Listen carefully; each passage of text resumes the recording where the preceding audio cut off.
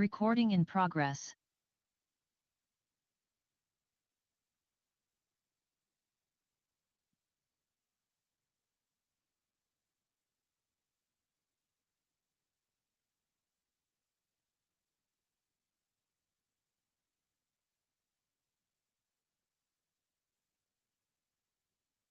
Recording stopped.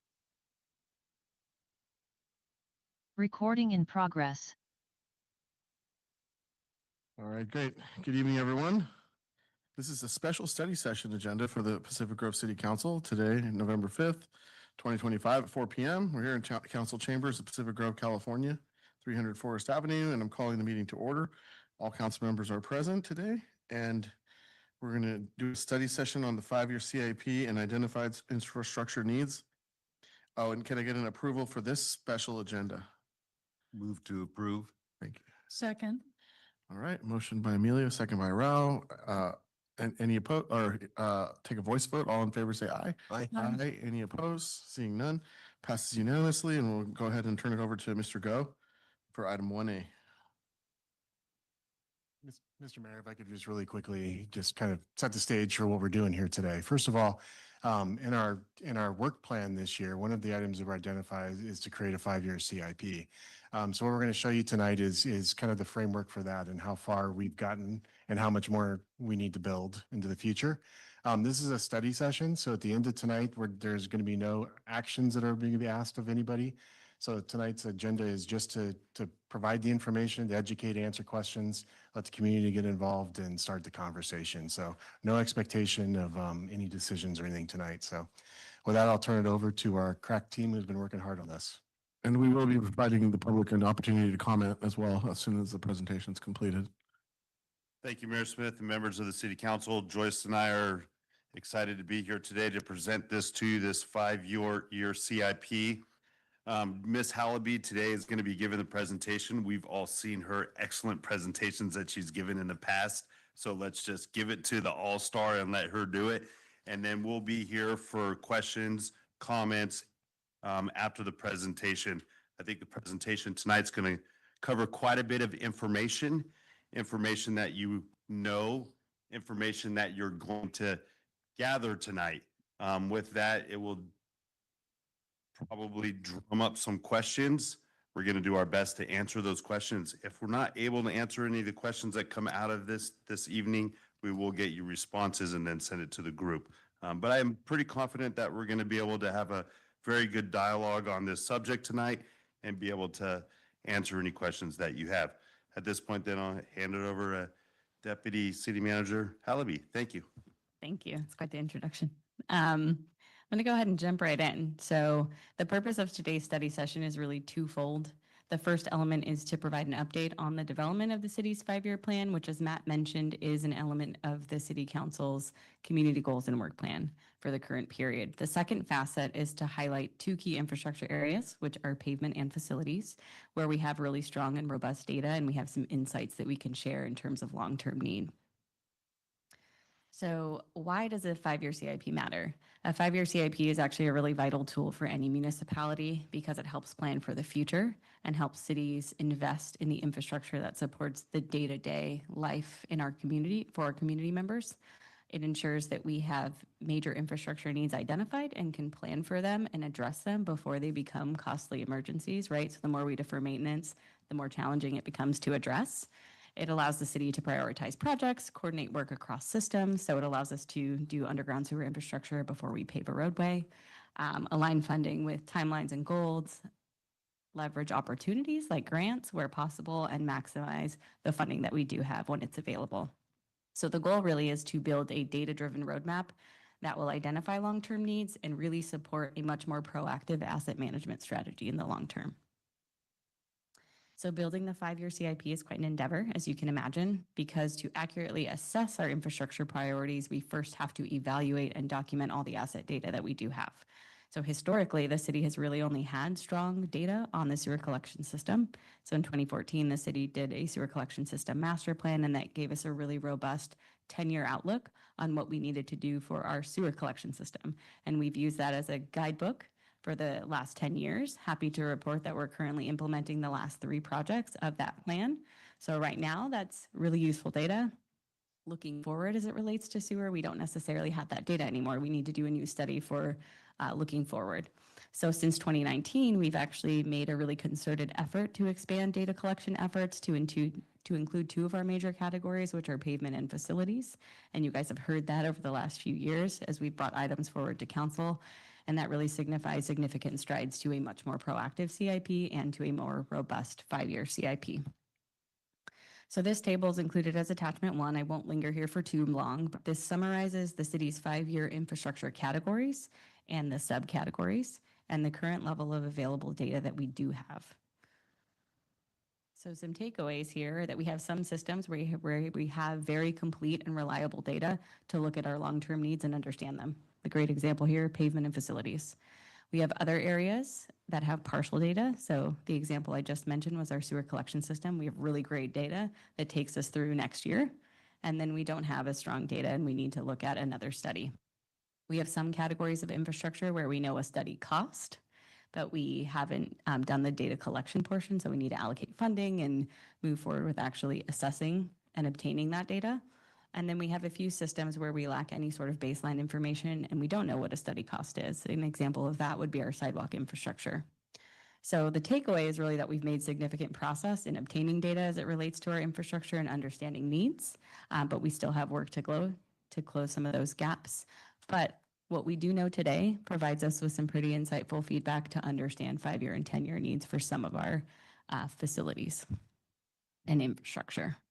So this table is identified infrastructure needs. So it summarizes our known quantified infrastructure needs for assets that have been assessed. So this is also included in kind of greater detail as attachment 3 to the report. But it does not include, I want to highlight, it does not include any unknown needs. So areas of infrastructure that have not yet been assessed. So sidewalks, great example. And it does not include any future study costs. So this is only identified need, things we've assessed and we know we need to address. And so a kind of closer look at the totals, it shows that over the next 5 years, we've identified over $37 million in infrastructure needs. The following 5 years after that, 18.1 million, bringing the total 10-year needs to 55.7 million.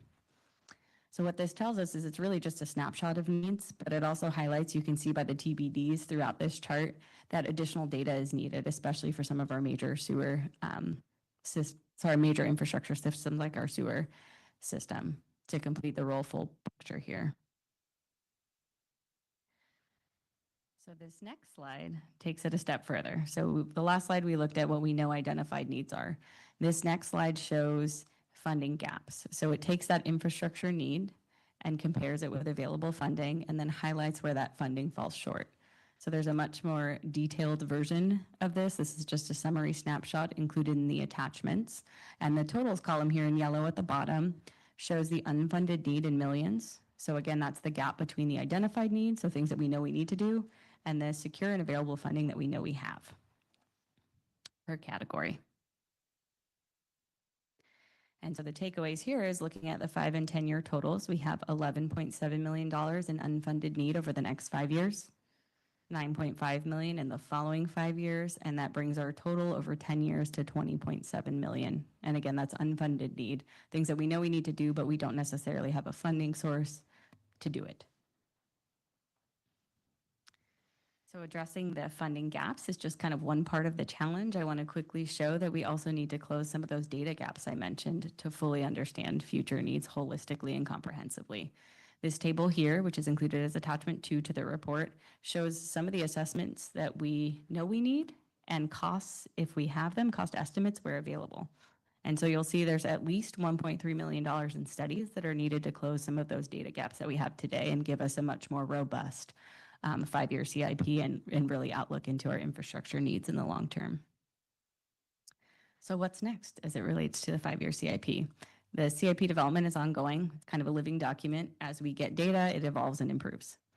In the future, we hope to complete data collection for some of those missing areas, refine these cost estimates and funding assumptions, and eventually expand the 5-year CIP beyond just projects, but to include capital outlay items, so vehicles, equipment, IT infrastructure as well. So this is an iterative process. It's better than it was. There's still room to grow and improve.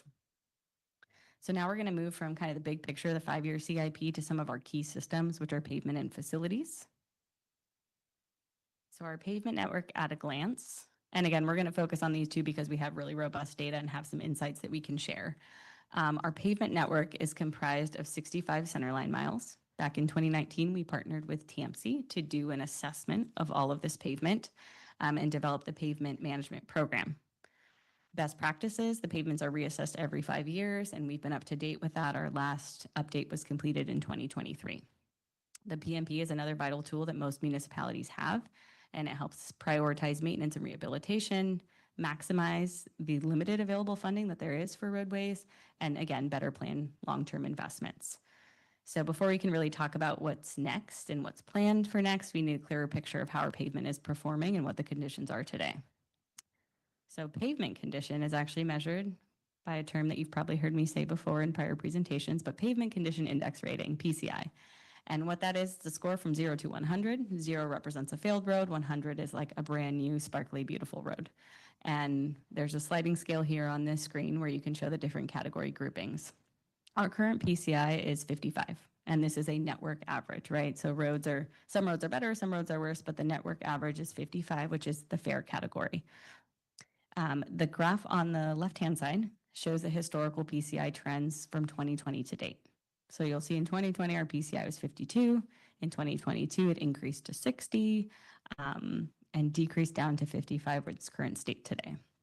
And the reason I'm showing this graph is just to articulate that PCI fluctuates each year based on 2 factors. So one is the work that we complete. So when we do a project, we update the data and say, you know, these roads now their PCI increases because we've done some maintenance or rehabilitation treatment.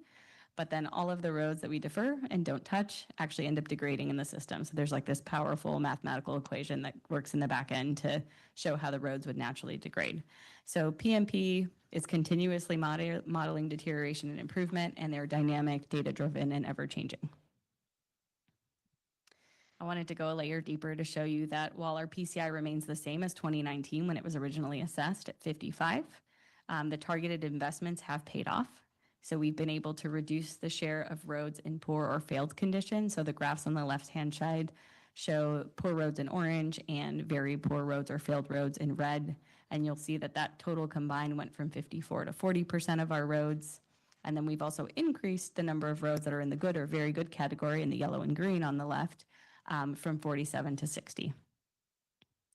So the progress is notable, but again, there's still work to do. 40% of our road network still needs some major infrastructure repair, and continued investment will just help us move forward towards shifting to maintaining good roads, which is a much more cost-effective strategy in the long term than having to do a very costly rehabilitation on a roadway that was once in good condition but just didn't receive maintenance treatments and eventually degraded into a failed or poor condition. So with that, now that we understand the current condition, we can look a little bit further at needs. So the pavement management program recommended that the city aim for a pavement condition index rating average of 70 within a 10-year span. So the goal is to get to 70 in 10 years. In order to do that, the needs are $12 million over the next 5 years and $24 million over the next 10 years. And attachment 5 includes some additional detail, but you'll see the amounts and the totals year over year on the screen.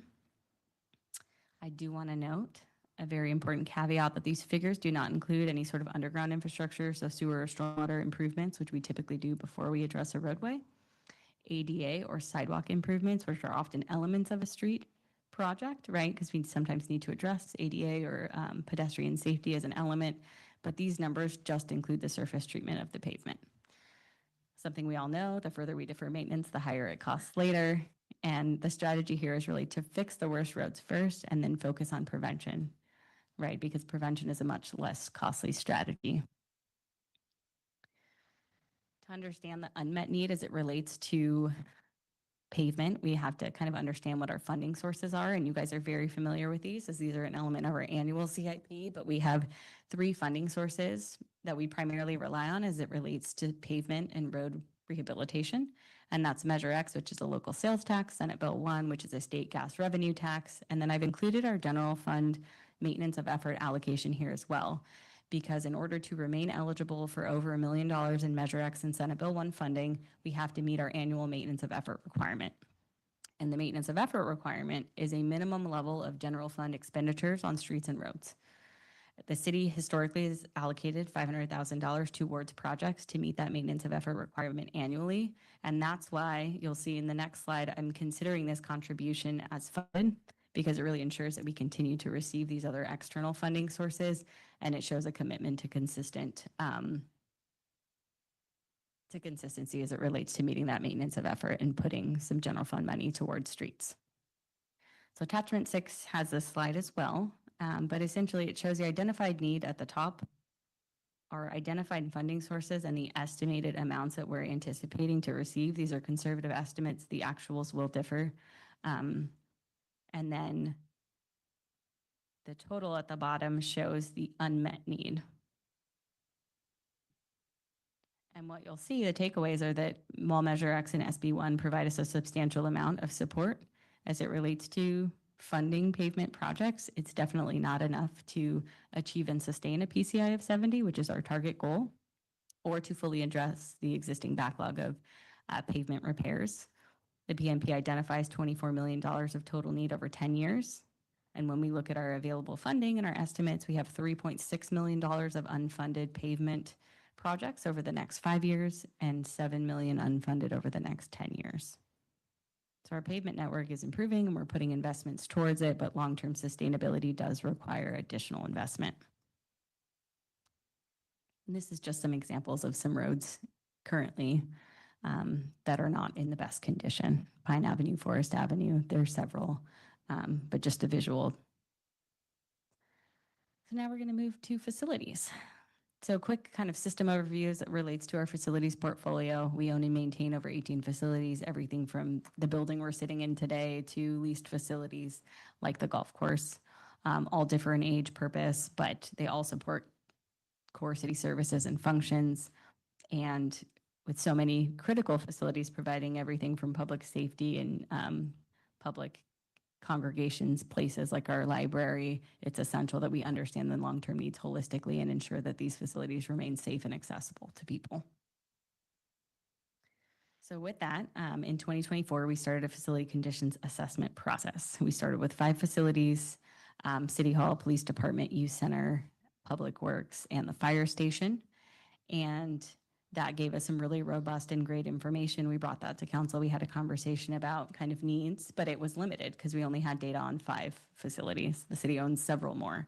So in 2025, we allocated some additional funding to assess 10 additional facilities, giving us almost near complete coverage of all of the city-owned buildings. So these assessments really provide a strong set of data for smart and long-term financial planning. And this is really the first time in my tenure with the city that we've had such comprehensive data-driven information as it relates to facilities. And it does really help us in the long term trying to understand what it is that we need to address and in what timeline. But I do want to note that not all of our facilities have that standard facility condition assessment. Some facilities have specialized functions or had prior studies that were completed separately. Some examples are on the screen, but Chautauqua Hall had its own building assessment done in 2024 by WJE. Local Water Project had a business plan which provides some estimates on replacement for equipment. Point Pinos Lighthouse had a preservation study done in 2009 that provided some information on long-term maintenance. But where available, we've used the data from these alternative studies to incorporate into the overall needs as it relates to facilities, but it's not exactly the same data. It doesn't plug in the exact same way as the 15 facilities that had a facility condition assessment performed. So a little bit about our facility data, much in the way that the pavement management program gives us a PCI, like a ranking of the pavement condition. The facilities conditions assessment gives us an FCI, a facility condition index rating. That measures the condition of a building. So the lower the FCI, the better condition, the higher the FCI, the worse. And you can see here kind of the gradient. 0 to 5% is a very well-maintained facility, 5 to 10% subject to wear and tear, but still serviceable and functioning, 10 to 30% hard or long-term wear, and 30% and above, it's reaching its end of its useful life. So where we stand today, only one of our facilities has an FCI greater than 5, and that means most of our facilities are well maintained on average, right? There might be specific elements within a facility that need to be updated, but in general, the facilities are well maintained. But again, all of them have near-term maintenance needs and elements that do need to be addressed. If maintenance items are deferred, the FCAs give us some good insights into what that looks like in terms of deterioration of our buildings. So in 5 years, almost 23% of the assessed facilities would reach that next stage of deterioration where they're classified as aging, and that would be in the 10 to 30% FCI. In the next 10 years, 60% of the facilities would be within that aging range, and one would be kind of in the end of its life category. So it does show that it's really essential that we continue to invest and regularly into the facilities, or they do start to age rapidly. So this brings us to the identified facility need. So our facility conditions assessments have shown us that the identified need is 7.5 million over the next 5 fiscal years and 14 million over the next 10 fiscal years. And again, attachment 6 has a much greater breakdown where it actually shows you each facility and the amount that's needed year over year. But there's not sufficient space on the slide for that, so we get this summary here. And here are just some pictures of some of the identified immediate needs. Each report shows immediate needs, things that should be addressed in the very, very near term. And here are just some photos of the things that they've identified. And these are from across our different facilities. So we've got some pictures from the Public Works yard. The roof needs to be addressed, the flooring. There's some items for the youth center, staircase, city hall, kind of water intrusion on the deck. Down in the bottom right, this is an image from our cemetery. Replacement of heaters are needed. So it really spans the gamut in terms of types of facility projects and as well as the facilities that need addressing now. So in terms of, we know the needs, we know what projects need to be done year over year, but where is the funding gap and what is the unmet need? When it comes to facilities, it's a lot more straightforward. There is no dedicated funding source for general facility improvements. And so as a result, most of the major facility needs remain kind of in the unfunded category. One exception is we've extracted the Chautauqua Hall improvements because those will be funded through generous community donations that have been obtained from the Friends of Chautauqua Hall. So that $900,000 has not been included as an unmet need, but the rest have been. So in total, the unfunded facility needs over the next 5 years is 6.6 million. Over the next 10 years, 13.8 million. And here's just a quick summary of that in graph form. This brings me towards the end of my presentation, and really the key takeaway here is that we have some unfunded needs. You'll see 11.7 million in the 5 years, 9.5 in the subsequent 5 years, and 20.6 million over the 10-year term. And this is for all of the facility infrastructure categories that we do have data.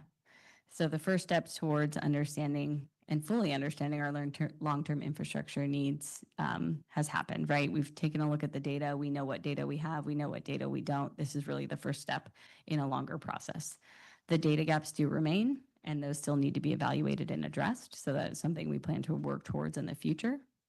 But the data we do have does provide a solid foundation for identifying current need and funding gaps, which is what we've presented here tonight. And today's analysis really offers a baseline that will expand as we collect more data and fill those gaps. But that really means that the total need and the funding requirements, once we get that data, will continue to grow. But this gives us a clearer path forward for maintaining pavement and facilities, because those are two areas where we have very strong data. And I just want to quickly note some next steps. On November 19th, staff will return to council with an update on a status of the general fund as a whole. And what we've shared today represents kind of a separate challenge, one that extends beyond what the general fund alone can address. So this will require some additional solutions, but we did want to bring forward to you the data that we do have now and kind of show you the progress on the 5-year CIP. And with that, Dan and I are happy to answer any questions. Well, first of all, Mr. Mayor, I want to recognize what Deputy City Manager Joyce Hallaby put into that. You know, she put that together in a few weeks, and that was a lot of great information. So thank you, Joyce, for all of it. I'm sure Dan was one of the key knowledge people behind all that as well. But I think it's important to just kind of take a quick stop and say that it was really essential to include this in your business, your goals for this year. This is one of those stock and trade type things that is good for every city to have, so you know the truth. of what is in the future. But most of these issues are not short-term things. These weren't created last year. These are things that we've deferred maintenance over 30, 40 years in some cases, and sometimes longer. So this is really about how do we catch up where we can and then create a smooth model going forward. So for the fiscal health of the city in the future. So that's really the goal in all this. And there is a real difference. And we're going to talk about, as Joyce mentioned, on the 19th, get back to our operating budget, how we're looking this year, how we closed last year. But this is capital, and capital is you'll see much larger numbers than we typically look at it on an annual basis in our operating budget. So this is above and beyond where we're able to do all the time in budget. So that's what we're really trying to highlight. This is different than your operating.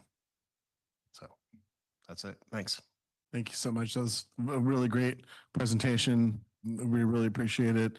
And we'll have an opportunity to come back and follow up on some things. But at this time, I'm just going to let the public speak if they would wish to make any public comment here in the chambers or online.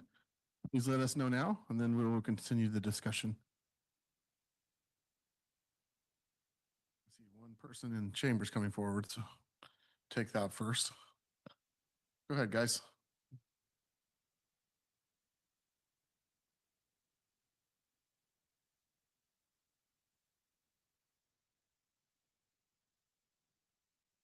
Mayor and City Council, thank you for letting me speak. My name is Andy Kubik. I'm a resident. I'm speaking as a resident. I want to thank staff for the presentation. The good news is we got a presentation. The bad news is we can need to spend a lot of money. I guess I'm kind of confused. This has been going on for many, many years. We have pretty much the same staff except for a few people, and we still have the same problems. Some of the council here has been on this council, and they've made decisions over the years prior to this, and I just wish we had taken care of some of these items ahead of time. And hopefully on the 19th or sometime in the future, we'll hear how we're going to get faster, better, and cheaper, how we're going to get more efficient. This seems like we're going to try to get more money from the residents in the presentation, looking at the $20 million and everything.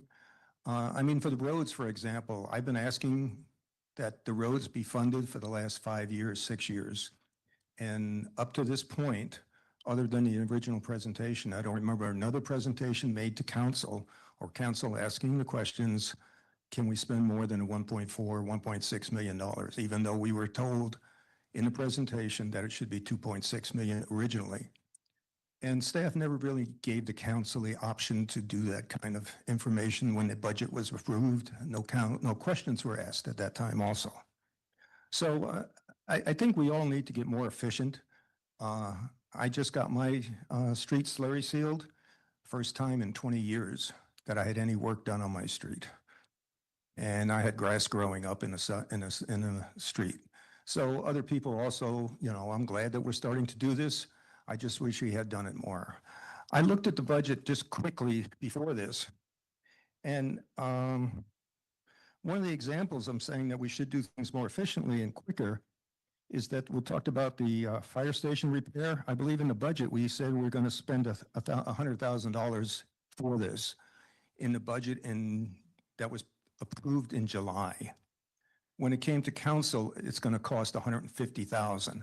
So we had a funding increase, a cost increase of 50% just from the time that the original budget was presented to when it time to get to you. We need to do things more efficiently and to take care of our city. Thank you very much.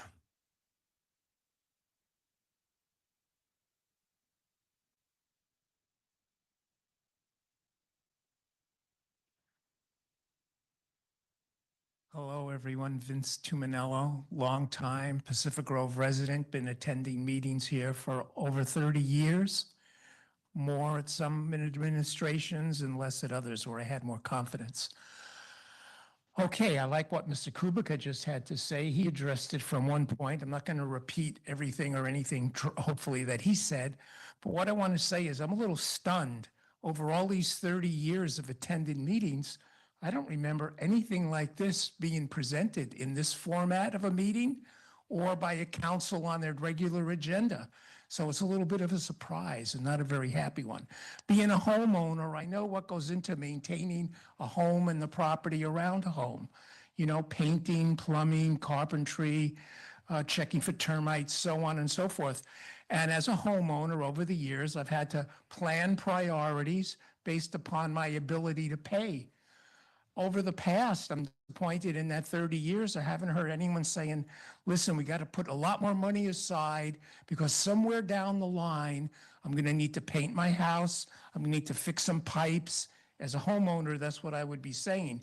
So I ran a good budget. I ran my house like a business. I had money aside when time came to get a $6,000 paint job or a $30,000 roof.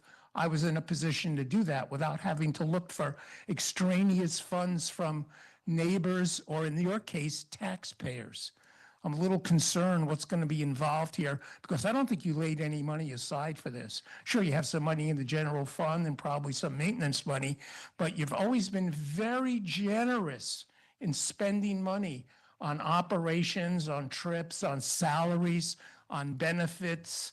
And maybe this is the time, like a business, we need to be a little more frugal, a little tougher when it comes to negotiating with the unions, a little tougher when it comes to prioritizing what needs to be done. Maybe we need some better bids and some better contracts. That's all I want to say. As a resident, I'm very disappointed to see how few people even bothered to show up for this. You know, the people in Pacific Grove, I don't know what goes on here. They don't, most of them, as you can see, don't pay any attention to what the council is doing.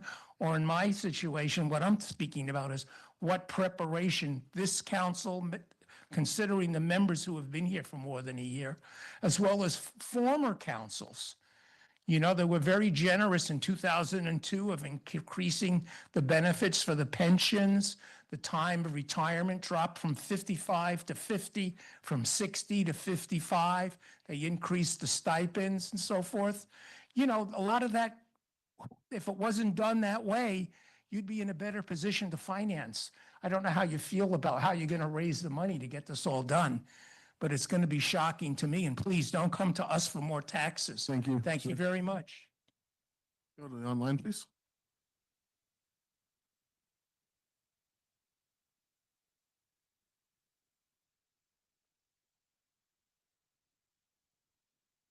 Ms. Dahmer? Thank you. Mayor and council, I would call that a thoroughly sobering report. And I believe that we are finally getting it because the accounting, started this year also with implementing a 5-year rather than just little 2-year plans that somehow, I mean, everything those two speakers said before me is absolutely true. And we are old timers here and have watched administrations come and go. And we've certainly watched staff come and go. And we haven't been well served. And the raises still keep coming. And the reserves, quote unquote, have already been dipped into that a previous administration took great care to sit on and wait to use because we knew, and now it's getting spent, okay, but I don't think the priorities have been there. And I am saying there has been no fiscal responsibility in Pacific Grove. It's just been give more, and somehow the taxpayers are going to pay for it. Well, this taxpayer can't anymore, just can't. And I think you need to recognize that for more and more people, and certainly during this economy right now. So it's a very, very sobering report, and I hope the mayor and the council takes note of that. Thank you.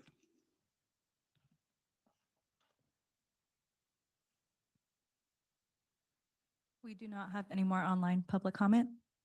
All right, thank you very much. Go ahead and close public comment on this item, bring it back to the council for questions on the report and overall discussion of the report and the implications thereof. Anyone like to I'll just start off by saying, I think it's a step in the right direction to daylight the information to everybody so that we all understand what it is we're up against.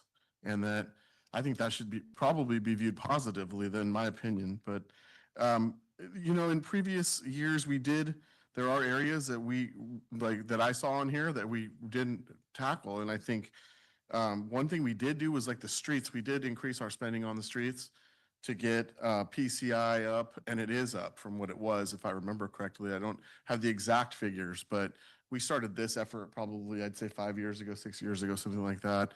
And we started spending more on the roads to get the number up. And now the number is at a medium level, not at a low level, wanting to be at a better, higher level. So I think in order to address this, it's going to take a lot of creativity on fundraising, on grants, on a multitude of different levels. And the 11.7, and that's just the beginning. It is a lot to take in. 11.7 over 5 years, that's just the beginning. That we don't have numbers for a number of those areas. So what else is going to be there behind the curtain for another couple million here and a couple million there? And the bottom line is, I think this problem is not specific to Pacific Grove. I would say this is a problem probably faced by most of the country as far as old infrastructure. Not to get too much into a lecture, but it's kind of coming off the war, the post-war years, the boom, the American primacy in the 60s, the way that the world was. We had a lot of money to put into these things. And now as the years have gone by, that's become more and more difficult. Costs have risen, inflation. And so now here we are. So I have a lot of faith though in this group. I have a lot of faith in the staff that we can tackle this problem, and we're gonna give it our best shot, and we're gonna do what's right for the community. So I'll just leave it there for now, but those are my initial thoughts about it. Yes. Lori. Thanks, Mayor. Yeah, and I appreciate that when we started council last year, that we all said that we think it's really important to get a picture so we know where we stand. So I'm happy that we're moving in this direction. We have kind of the capacity now to really look at the big picture, because it's a lot harder when you're looking at just one thing, to really understand the big picture. And we need to understand the big picture to understand what to tackle first. And so I really appreciate that we set that as one of our goals. We're working on where can we focus. That's one of our major priorities here, and we've all stated, is really focusing on the things that will cost us more money down the road. By deferring them than taking care of them now, even if it seems to cost more money now. And council had actually done that with the fire truck as well, paying for the fire truck so we're not having to spend all that money on interest, for example. It looked like a big hit at the time, but with the savings that we recognize, we can then use that funding for other projects. So I appreciate that we have accounted for the fact for the studies that we need that we don't have yet, because I think that will make the full picture more robust. And I think that'll better let us do more of what we've already been doing, where we look at, before we do a road, we're going to look at the sewer. So any way where we can look at where multiple different areas can be addressed with a single project. In a way, that's what we're doing over by the library and the new hotel as well. We need to put in the sidewalks, we need to put in the ADA ramps, and we're going to do the whole street at the same time, because it's much more cost effective to do it that way. If there's sewer work, I don't remember if we did or if it didn't need it. So what I'm saying is we're taking a much more big picture approach so we can be more effective, more efficient, and most important, more fiscally responsible. And it's one of those things where when you don't have a big budget, it's easy to get caught in, we are just keeping up with what we can afford to do. So I really appreciate that we're putting a big focus on planning ahead, knowing what we need to do, so then we can make those important decisions. So I really appreciate staff for putting this all together, council for making this a priority so that we got the studies on the facilities to kind of add to the knowledge about the pavement. So I think we're really on a path in the right direction for doing exactly what the feedback says, the residents want, and rightfully so. So I'm really glad that we're now doing that. So yeah, so I think that covers what I have for right now. Okay, Thanks. Thanks a lot. Councilmember Walking Stick. Thank you, Your Honor. First, I want to acknowledge everyone's concern with the report. Vinny had actually brought up, this is the first time he had seen a report like this in 30 years. In the 30 years he's been attending. There's a reason for that, and I'll get to it. And he wasn't happy, and I heard Inga referred to it as sobering. These aren't fun numbers to look at, but they're necessary numbers to look at. We have to look at this. We have to project this forward. And it is a hard discussion. It's a hard talk, but running the city like you would run a business so that we can stay solvent, so that we can stay responsible to the citizens that we serve. This is just our first step. It's a necessary step. It's been called sobering, uncomfortable. But first you identify your costs, you identify your current revenues, you conduct a gap analysis on what's your shortfall there. From there, you identify your potential revenue sources and you identify your potential cost savings. So we're in step one in a multi-step process that's going to help us all get on a better footing and a more responsible long-term footing. And once we're through this process, I know that we're going to feel a lot better knowing that we're within a budget. We understand what our budgetary constraints are. We understand what our revenue sources are. We understand where our opportunities for savings are. And we're running the city a lot better. There may have been some short-term view on previous budgets and on, when you're looking at just a 1 or 2 year plan, that's not forward-looking, but that's not what the city council is doing either. We're trying to take these hard steps that are necessary and run the city in a better way. That goes back to the goal that we all people in this room discussed for increasing efficiency and fiscal responsibility with the city. And that's what this meeting has been about. And thank you, Joyce. You did a wonderful job. And thank you, Dan, for the support on this. What I'm looking for from here is identifying some long-term metrics within here. I see that you're doing a good job of identifying over the next 10 years in many of these areas what the year-by-year costs will be for specific individual, what that would be the accumulation of all the individual CIPs of that year. What I'm looking for is a metric looking forward kind of decade after decade so that we can project out a little further if that information if it's possible to get that. You know, I'm not putting it on you 100%, but if during the course of our studies, we can start getting those metrics, that would be extremely helpful. One, looking at what our average cost per year for our identified areas of transportation, sewer, stormwater, facilities, parks and recreation. And if we can identify a rate of increase, all the better. But that would be like in my dream scenario, we would have that to work with. We could use that with coupling that with identifying revenue sources where we can then account for those average costs over time. And we can have a solid plan with some solid footing. Like I said, that's my dream. I hope we can get there. Thank you very much. Thank you.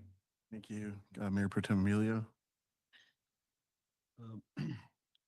Ditto on whatever everybody else said. Thank you very much, Joyce and Dan, for putting this all together, especially your presentation, Miss Halby. And some of these I've seen this now for several years. I mean, some of the totals, and Mayor discussed about how some other cities are going through the same process. I heard it at the Long Beach conference I was at and listened to other cities, but we're not talking about other cities. We're talking about Pacific Grove, and that's important to keep in mind. And I look at these figures, and it's great that we've done this 10-year scenario. I don't think we've ever done that before, if I recall from the years. It's usually 5 years. But 10 years out is unbelievable. I mean, how much is needed. And I know I personally don't have that in my personal checking account. So, but I understand, like the citizen mentioned about you have to maintain your home. I understand that, but we're not talking about, I understand the home situation, but we're talking about a huge budget dealing with the city of Pacific Grove. And I trust our staff where we're going to go towards in the future. And I was just going to mention that there's a couple of things. You already answered my question about the sewers versus the streets. I understand that. I think I've been proponent on capital improvement. I wanted to compliment the staff. Just, I'll use an example, Delmonte Park, David Avenue, the sidewalks have been put in for all the students coming out of the charter schools. That's just an example. And that, I remember that was nothing 5, 6 years ago. And you guys have done a great job. That's just an example. And, but otherwise, I think one of the, which Councilman Stick mentioned about sobering, it is sobering. There's no doubt about it. And, but it is what it is. And this is what we have to deal with. Councilmember Garfield. Thank you, Your Honor. I want to follow up on Councilmember Vice Mayor's Emilio's point that it's easy to forget what has been put in place and that what we can count on. We walk on the sidewalks, we drive on the streets, chipping away at things. And I just want to look backwards a little bit and remind that the reason we have a reserve at all to dip into is because previous councils created a reserve and didn't spend money on stuff that needed to be spent on so that there would be a reserve. So that's one accomplishment that keeps us from running right over the cliff. Previous councils have looked hard for revenue sources that do not depend on taxing the citizens. The Kimpton Hotel, people on council have looked very hard at trying to get the ATC Hotel going so that there would be revenue from visitors instead of from residents. Even the sales tax is meant to capture funding from our visitors who really do more shopping than I think our residents do. I'd also look at going forward, we need to continue to look at how we get the visitors who come and use our facilities to help pay for that. And I'm a big fan of paid parking for that reason. And I think we'll need, all of us will need to continue to look for things that share the load without burdening our citizens who are also paying pretty well. And then my final comment is this was really a revealing point about all the facilities that we have, all the buildings that we have. And I think you can divide them into 3 categories. We have buildings that serve core functions, City Hall, corporate yard. Then a little bit further along, we have buildings that provide housing for discretionary city programs. And then we have buildings that we own and support that aren't for city programs. We rent them out to people for no money. And maybe down the line, we need to start looking at that. Is this entirely our responsibility to house and repair and fix buildings that aren't in our fundamental core mandate? So that's my commentary on this wonderful education that you've given us. And I truly appreciate it and look forward to seeing how this evolves over time. So thank you. Thank you, Councilmember Rao. Yeah, thank you. And thank you for the report. I know that we've talked a lot and I, think that the people that ran in the last election talked a lot about infrastructure because it's a problem. We all live here. We all drive the streets. We all know that it's a problem. And thank you, Mr. Mogensen, for acknowledging that this is not something that was the last council's fault or the council before or the council before. This is a neglect that's been going on for 30 years or more. The evidence of that is Chautauqua Hall. But I think what makes me feel better and able to sleep at night is that this council is committed to fixing the problem. Let's put a stopgap in place and then figure out what are we going to do financially. Yes, we've dipped into the reserves because we've made the decision in managing money to hold on to money at 3% or spend it and avoid a 25-30% year over year in construction and infrastructure costs makes more sense than to hold on and hoard money when you're not making any money on that money. So I think cash management is really important in this situation. And I would say that, I always love it when people say we need to run it like a business. Well, city government is not a business. It is a service that's here to serve the citizens. And so if this was run like a business and we were faced with what we're faced with, here's what we would do. We would start cutting services. We would start cutting fire and police. We would start selling city assets like Chautauqua Hall. That's what we would do. That's not what we're gonna do. We're gonna figure out a way to get ourselves out of this hole. And it's gonna take all of us working together to do it. But I think that we need to stop blaming everybody because we are here. It is what it is. We can't go back 30 years ago and tell the city council, hey, in 30 years, you're gonna have a wicked infrastructure problem that you're not gonna be able to fix. It doesn't do anybody any good. We need to look forward in a positive way and figure out how we're going to do that. I don't know what the revenue streams are going to be, but I agree with Councilmember Garfield that, you have two choices. You either cut services or you raise revenue. I would prefer to raise revenue. That's just my feeling. But I appreciate this. This is exactly what we asked for. We wanted to know what we were doing. Instead of kicking the can down the road, this council is committed to fixing it.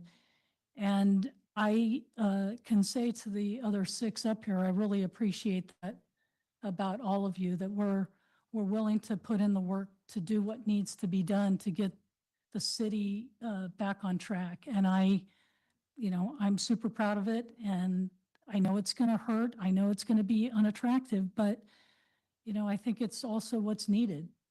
And so let's move forward in the best way that we can to address this. And by the way, get enough money to take advantage of every one of those matching grants or other funding that we can, because I think that's where that difference is going to be. When we talk about funding, we can't forget that, if we can have a matching fund, we can fix $1.8 million worth of problems tomorrow.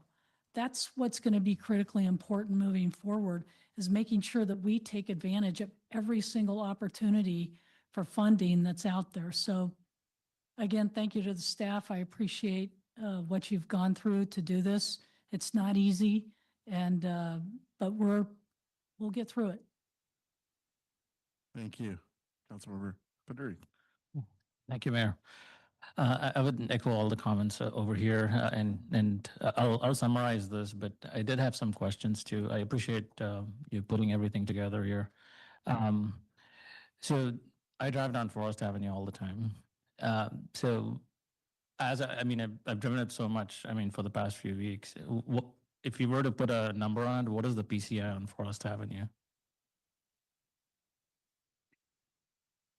I don't have that number on top of our head, Okay, Councilmember Paduri, but Okay. I can give you some explanations on that if you would like. Yeah, if you can, please. Sure. So Cal-Am Water has completed their water project, and I'm talking about between Sunset and Cynics Avenue for a greater vicinity. And that's part of our Hillcrest Sewer Project. And our sewer line project has main lines that run through people's backyards adjacent to Hillcrest and Forest Avenue. And we're evaluating taking those sewer lines and possibly moving them up onto Forest Avenue if we can make the gravity flows work. I don't want to have all those properties put pump stations in and then pump up into Forest Avenue. But my main priority right now on the sewer system is to have our engineering firms evaluate the sewer main line that's running through Pebble Beach and into Spanish Bay Golf Course. And we've been putting a tremendous amount of time and effort into that project because Spanish Bay is closing in March of 2026. So we have a limited window to try to complete that work while that golf course is closed. So I know there's going to be some disruption and maybe some aggravation about how Forest Avenue looks, but I don't want to pave it or do a treatment until I know what I'm going to do with the sewer system in that roadway. And that's coming very soon. At least we'll know a plan.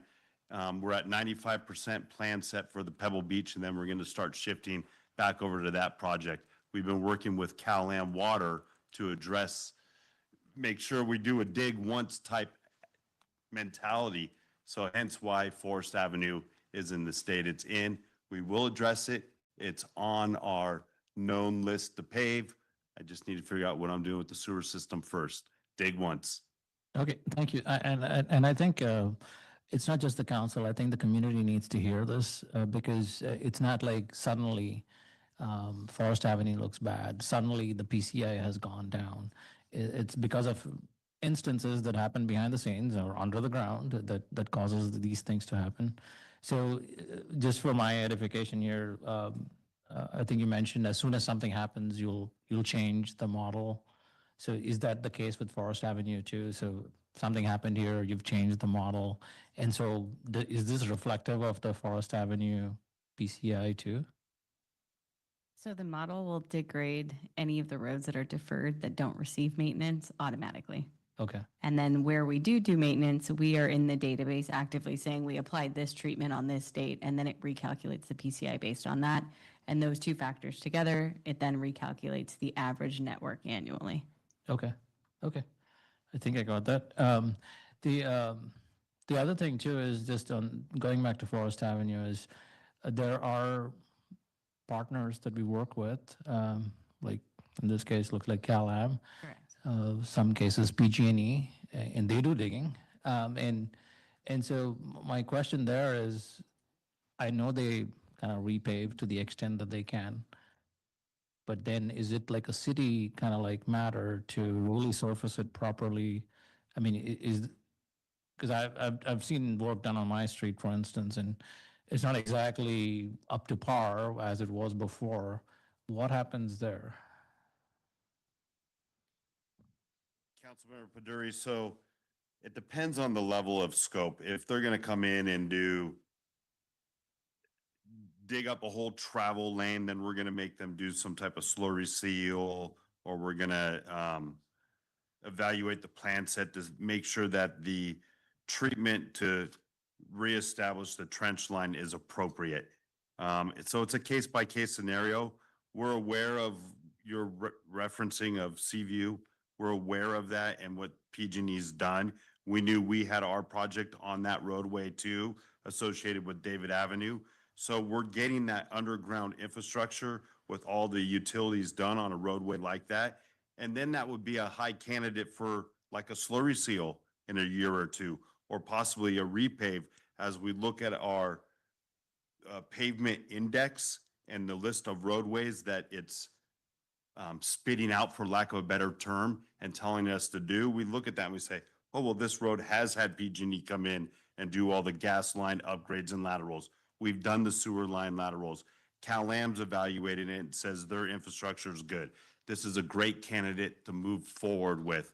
So even though the PCI says, oh, go pave this roadway in year 2026, that roadway is not always a candidate. And that's something that we have to evaluate as we look at the entire network and make sure all the utilities are completed. Okay, If that makes sense. Yeah, it does. Yeah. And I think I just want to clarify a couple of points here, which is if a road has, say, a PCI of like, say, 75, and then PG&E comes and works on it, and now the PCI is now 65, it is not PG&E's responsibility to bring it back to 75. It is the city's responsibility, correct?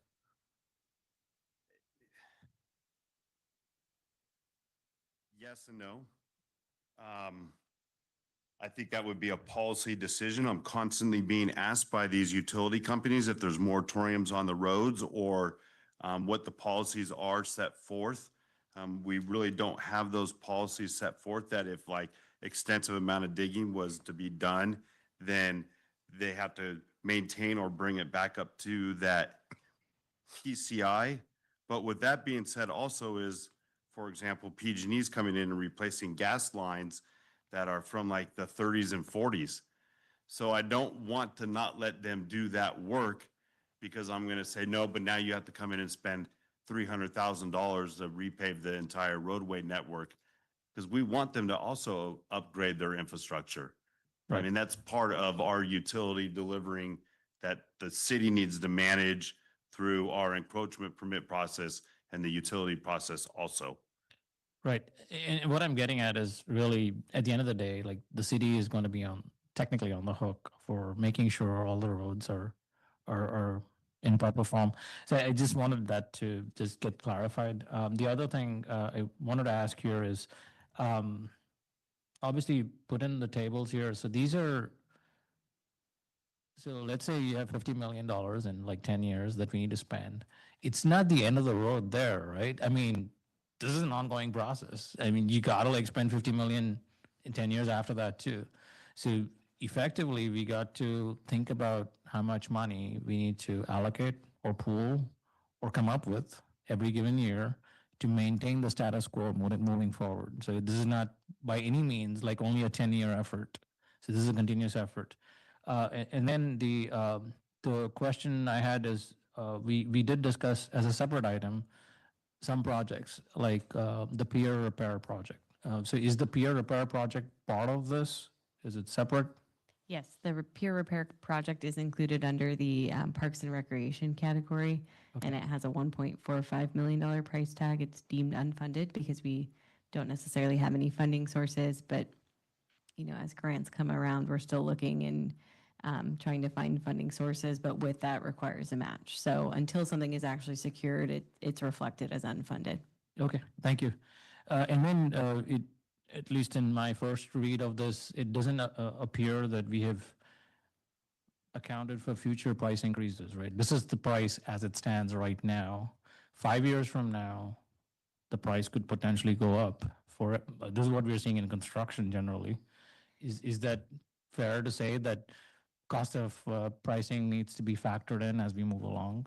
So the cool thing about these databases is it does have like a 3% inflation that's factored into each year. But yes, that might change. The costs might be more. These are estimates. They serve as a baseline, but the reality might change as, you know, we go to do the work in that given year. Okay. Thank you. So I just want to summarize this is, I know it looks like we're presenting a bleak picture, but to be honest, I have seen accomplishments happen over the past years. And I think in the future, when we bring these items, we should also not necessarily say we're not doing anything. We need to show what our accomplishments are too. The slurry seal kind of thing is an ongoing item. We spend a lot of money on it.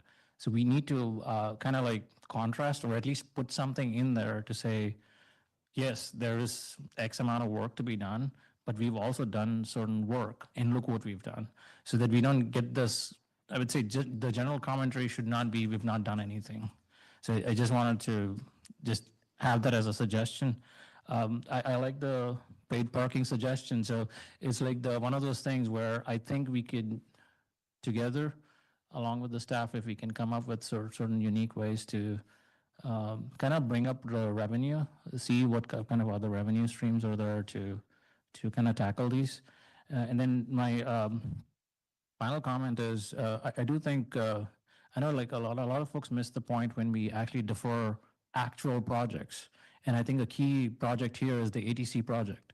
And if the ATC project had actually come into fruition by now, we would be generating revenue. And that would be in the order of millions. And we could have tackled some of this. So when we think about like massive projects that we need to bless, we need to keep that in mind is that this is lost opportunity when we're not blessing something and deferring it. But that's my comments. Thank you. Thank you so much. I think that was a pretty great commentary all around on a lot of great ideas. I really like the discussion of, you know, saving money in the long run by spending money now without having the 25% interest. I like working on possible parking revenues. I like grants and things of that nature and trying to get those things going. But overall, I think my takeaway is that we're really committed to this and we're in it. We're going to roll up our sleeves and tackle it. So if anything else, I think, okay, go ahead, Councilmember Jamal. Thanks. I knew I'd want to wrap back around later, but didn't want to say too much initially. And part of it comes back to, and I was going to come back around to the Lovers Point Pier, so that's a good one. I think that's a really good example of, I don't want our lack of available funding to prevent us from pursuing the grants. So I'd like to see us work into the budget, allowing for what we would anticipate our share would be into the budget so that when those opportunities come around, we can jump on them and we don't miss them because we haven't put the money aside to match. So and so that gets back to my, I think, earlier point and other points I've heard too. Look at the areas where we can get funding, address those. In a way, those sort of become the low-hanging fruit in the sense that they're more attainable because we can have somebody else help us pay for them. Because, yeah, obviously we don't want to tax the citizens any more than we have to. So, and there is a cost. Tourism is great because it brings in dollars, but it also costs money for us to maintain the infrastructures that the tourists use. And so finding a balance of helping them pay the cost of that, we do get it obviously through TOT, but not everyone who comes through does stay at a hotel. So finding ways to help better generate ways to make sure we're maintaining so that we continue to draw the tourists, excuse me, while not further taxing the citizens. I think that's really important. And you had mentioned something, Joyce, about so there's the part of the money that we spend currently to make sure we're kind of just keeping that status quo level of PCI. There's the amount that we need to invest in to get ahead of that. And so I guess the point I was going to make is we don't want to totally defer prevention while we're focusing on rehabilitation. So I think it'll be important when we're looking at budgeting to make sure we're really maintaining that preventive aspect on.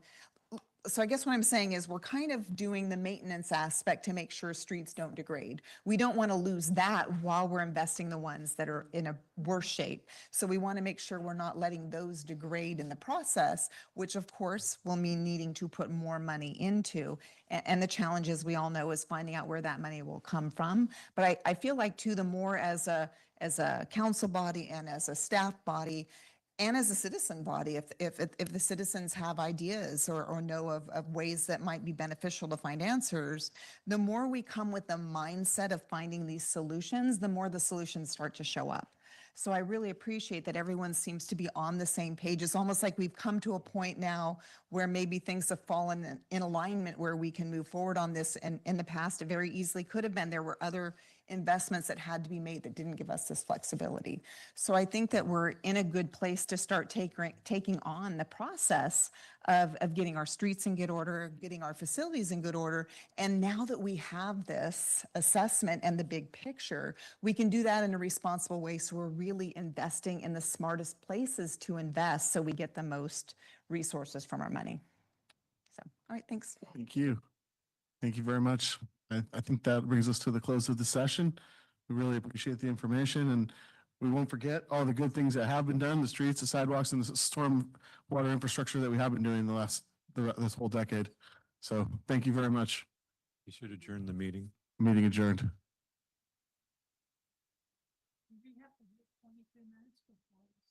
Yeah, the answer is yes. Recording stop.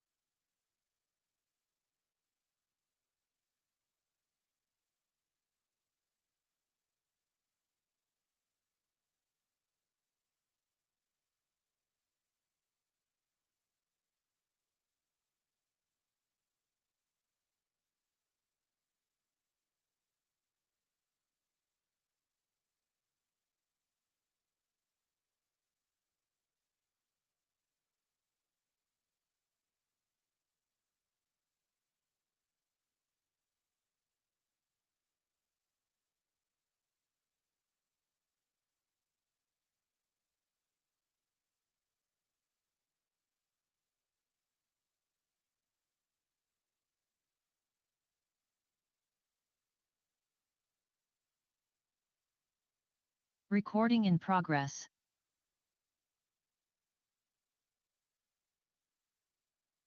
I muted. Okay, that's probably good. Okay, good evening, everyone. Welcome. This is the Pacific Grove City Council Special Closed Session Agenda Meeting. We are here November 5th, 2025. It's 5:30 p.m. We're in Council Chambers, 300 Forest Avenue, Pacific Grove, California, and I call this special meeting to order. May I get approval of this special closed session agenda? Approval? Second. Motion by Emilio, second by Rao. All in favor, say aye. Aye. Any opposed? Hearing none, passes unanimously. We'll have one item tonight on the special agenda. This is Mr. City Attorney, would you read the item for us? Yes, it's Public Employee Appointment Government Code Section 54957. The title is City Attorney. Thank you very much, sir. And we'll go ahead and take public comment on this one item.